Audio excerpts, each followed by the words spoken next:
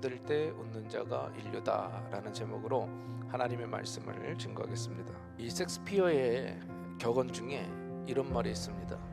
힘들 때 우는 건 삼류, 힘들 때 참는 건 이류, 그러나 힘들 때 웃는 건 인류다.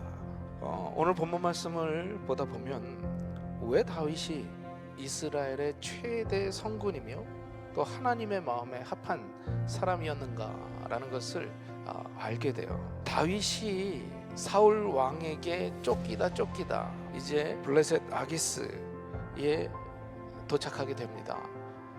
그런데 블레셋과 다윗은 아주 앙숙관계 아니겠습니까? 이스라엘이 블레셋을 이기게 됩니다. 자, 이런 엄청난 업적을 지닌 다윗 뿐만 아니라 다 사울의 사위가 되기도 했고 또 차기 왕으로서 다윗을 선택하셨습니다. 하나님은. 그런데 한순간에 나락으로 떨어지고 말았습니다. 자기가 잘못했다거나 혹은 어떤 흠이 있어서 그런 것이 아니라 단순히 사울 왕의 이 질투심 때문에 다윗을 죽이려고 한 거였습니다. 얼마나 다급했던지 그 다윗이 제사장 앞에서 거짓말까지 합니다. 신실하고 순진했던 그 다윗이 목숨을 부지하기 위해서 거짓말을 하는 장면입니다. 원망하고 불평하고 근심과 걱정, 내가 정말 이 짓까지 하면서 내가 살아야 되나 하며 어떤 절망감을 가질 수도 있을 거라는 거죠. 그런데 놀랍게도 다윗은 이 상황에도 신실하신 하나님을 믿으며 그 믿음을 지켰다라는 거예요. 무엇보다도 하나님을 찬양하며 절대 절망하지 않습니다. 다윗이 때때로 실수도 하고 잘못도 저질렀지만 다윗의 위대함은 바로 여기 있었던 것 같아요. 그 어느 순간에서도 하나님에 대한 신뢰를 잃지 않았다라는 것. 자신이 가장 절망 가운데 있는 가운데서도 하나님을 온전히 신뢰했다라는 것. 우리가 살아가는 이 삶이요, 하나의 고민이 끝나면 또 하나의 고민이 생겨나고 하나의 어려움이 끝나면 또 하나의 어려움이 자꾸 나에게 닥칩니다. 그래서 우리는 절망하고 낙심하게 되는 거죠.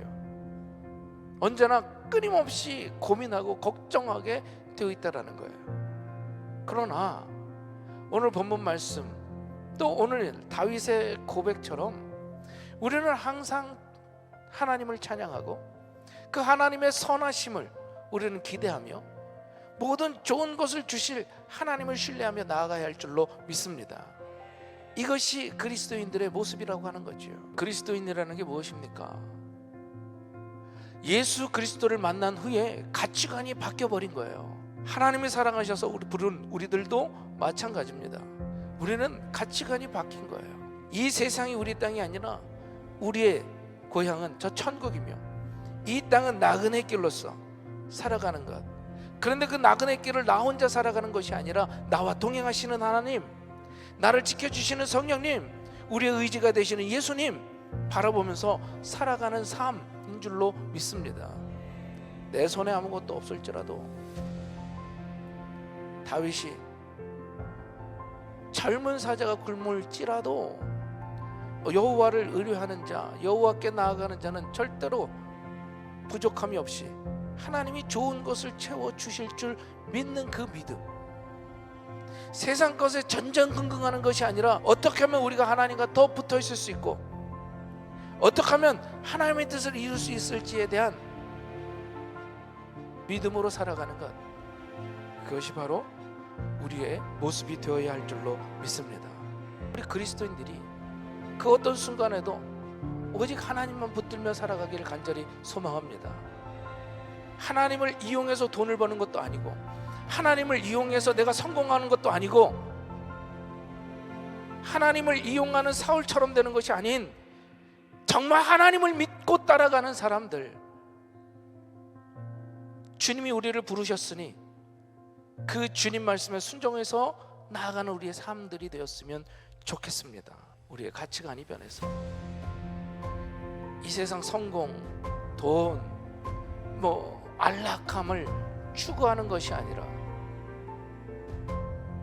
하나님이 원하시는, 항상 기뻐하며 쉬지 말고 기도하고 범사에 감사하고, 다윗이 언제나 하나님을 찬양하며 살았듯이 우리도 하나님을 찬양하며 하나님께 영광 올려드리는 그런 삶이 되어지기를 주님의 이름으로 소망합니다.